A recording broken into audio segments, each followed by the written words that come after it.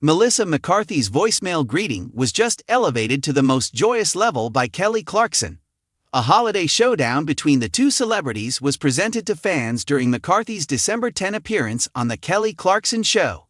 The show featured a round of reindeer games between McCarthy and Clarkson, which was essentially a ring toss challenge with a Christmas theme in which both women wore inflatable antlers. The stakes were straightforward. Would McCarthy, who had just wrapped up hosting Saturday Night Live for the sixth time on 6 December, have what it took to win a competition on Clarkson's home pitch? If McCarthy prevailed, Clarkson would have to record a new outgoing voicemail message for her, set to the tune of the beloved Christmas song Hark, the Herald Angels Sing.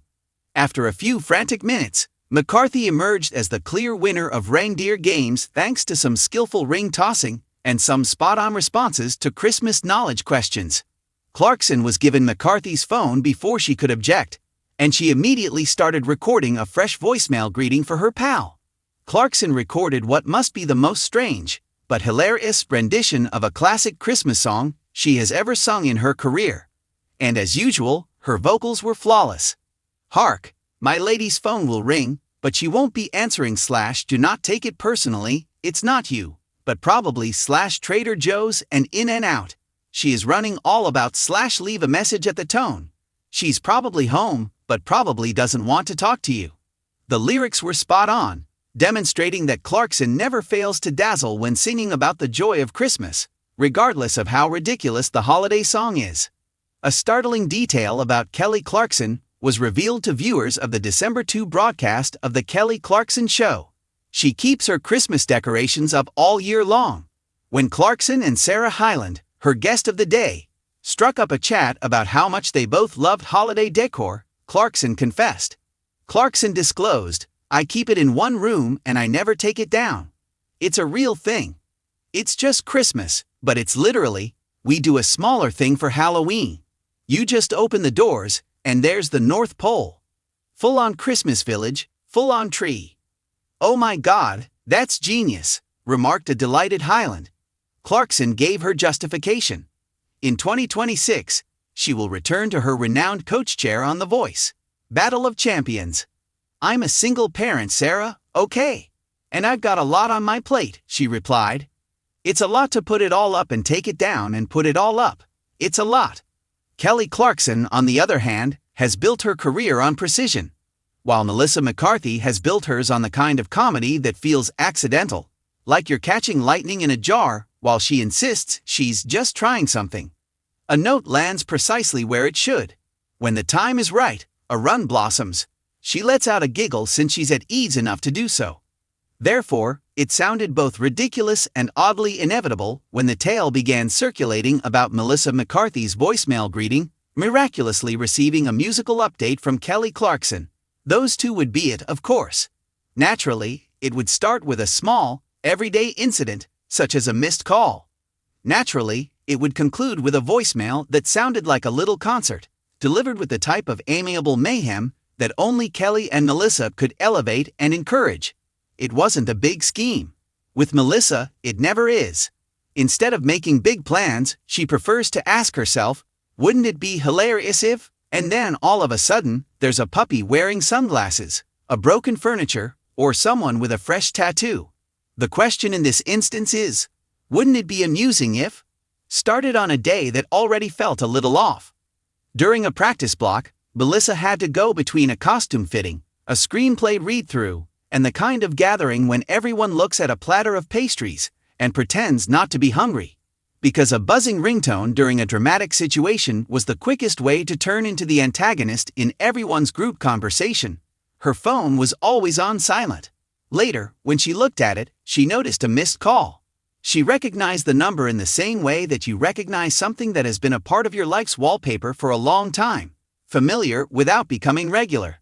Clarkson Kelly. Not, in Melissa's opinion, a text me when you can type of person. It's more like the friend who calls when she has an idea while driving and doesn't want to lose it because it's too large and funny to be condensed into an autocorrect message. When Melissa missed a call from a person she liked, she did what most people do and called back. Voicemail was left. At that point, things started to go strange. as it wasn't Melissa's customary greeting. Melissa's voicemail greeting was infamously simple, assuming she even remembered to record one. The kind that you make once, half laughing, and then forget about for 3 years. Hello, this is Melissa. Send a message. Kelly heard something different this time. If it's important, call again, because I'm probably wrestling my phone out of a bag. It's definitely musical, but not quite a song or a joke. A couple of brilliant chords, a little clapping in time. A voice, Melissa's voice, a little too dramatic, as if she were singing for an unseen audience, claiming a lyric that fell somewhere between a backyard cookout and Broadway. You discovered my voicemail. You're bold and loyal if you're calling. Leave your name, leave the T, and I'll call you back someday. At the conclusion, there was even a small flourish, as if someone couldn't help but add one last harmony. Kelly blinked the way you blink when your intellect is lagging behind reality. Then she started laughing so much that she had to stop the car, because her laugh was a mixture of astonishment, delight, and amazement, rather than just amusement. Additionally, her laugh wasn't silent because she's Kelly Clarkson. It was the kind of laugh that brightens your own day and makes people smile, even if they aren't related. Still smiling, she left a note. Melissa, what's going on? Have you enlisted a choir?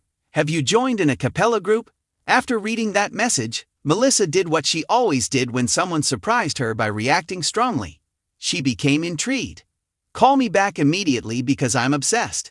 She returned the greeting from her voicemail. She scowled. She replayed it. Her voice was unmistakable. Although she hadn't recorded it, she could hear her own rhythm, the way she rounded some phrases, and the brief humorous pause before eventually. She didn't recall recording it anyway. She'd also conducted some quick detective work, which in Melissa's world meant calling her husband, Ben, and asking whether he had done anything. She was the type of person who typically recalled when she did something that entailed singing into a phone like she was auditioning for Voicemail, the musical. Ben vowed he hadn't. He was innocent in the particular sense that only a genuinely naive person can be, perplexed, amused, and already speculating about what more might be happening. Subsequently, Melissa recalled a small detail from a few weeks prior. She had attended an event where someone had made a joke about voicemail greetings being outdated. She stated, "If I'm going to have one, it should be entertaining, laughing. There ought to be a storyline twist." Kelly had also been there. It should have a chorus. Kelly, who is able to hear everything. Kelly, who keeps amusing tidbits about people in her collection, like she's a jeweler. Kelly, who enjoys challenges as much as other people like doing crossword puzzles. Melissa returned her call. As if she had been waiting, Kelly answered on the second ring. "Okay," Melissa said, "I just listened to my own voicemail greeting, and I'm either being pranked or I'm experiencing some kind of very cheerful identity theft." Kelly laughed. Melissa had been hovering by her phone with an attitude that said, "I know you're going to be confused and I'm thrilled." Kelly shouted, not even trying to sound composed, "It's so good. Tell me you did that." "I did not do that," Melissa replied, narrowing her eyes even though Kelly couldn't see her because her brain was finally catching up. "Did you carry that out?" Kelly's laughter grew louder, and that was sufficient response. Kelly had done it, but that wasn't the whole story. That was the reason. In between giggles, Kelly clarified that she had recalled Melissa's remark about requiring a chorus. Later, while preparing supper, as one does, she had given it some thought, and the thought had become ingrained in her mind like a catchy hook. Kelly was not the type to let a hook unattended. The song has to be finished. It was muscle memory, not even a deliberate choice. Her brain would begin creating song around a concept like scaffolding if you gave it to her. She had composed a brief, absurd voicemail jingle. It was simple and sounded like Melissa's sense of humor. Melissa-like. She had even attempted to mimic Melissa's cadence, word emphasis, and punchline transitions. How to get it onto Melissa's phone without destroying the surprise was the next challenge. Mischief and friendship decide to hold hands at this point. Kelly had gotten in touch with a member of Melissa's staff that she trusted and knew could keep a secret. If you had the proper credentials and were prepared to put in some effort, it found out that changing a voicemail greeting wasn't that difficult. To their credit, Melissa's staff grasped the task right away. They didn't inquire, why? How soon can we do it? They inquired. Additionally, Kelly didn't simply record a brief phrase, since she can't do anything halfway, and is still Kelly Clarkson, even when she's joking. She made several recordings. A polished version, in which Melissa seemed upbeat and typical while promising to give you a call back. Melissa advised you not to divulge secrets over voicemail in a dramatic version that sounded like she was narrating an espionage thriller. The first version that ended up on Melissa's phone was the holiday version, which featured a sleigh bell in the background and a chorus that said, "Leave your name, don't be shy." The musical version sounded like Melissa was halfway through a musical number while rushing to a meeting. Of course, Kelly had rich harmonies. She couldn't help but include a little clap track. She had even included a deliberate humorous pause in the middle, the kind you use when you know the audience is already laughing, and you want to give them time before hitting them with the following line. At first, Melissa's response was typical Melissa. Wrath is humor. With dramatic accusation, she said, "You broke into my phone." Kelly argued, "I didn't break into your phone. With permission, I lovingly entered your voicemail system." "That's the same thing," Melissa remarked. "I'm going to blame you if I start getting ransom demands for important changes." Kelly was laughing uncontrollably once more. "My energy is chaos.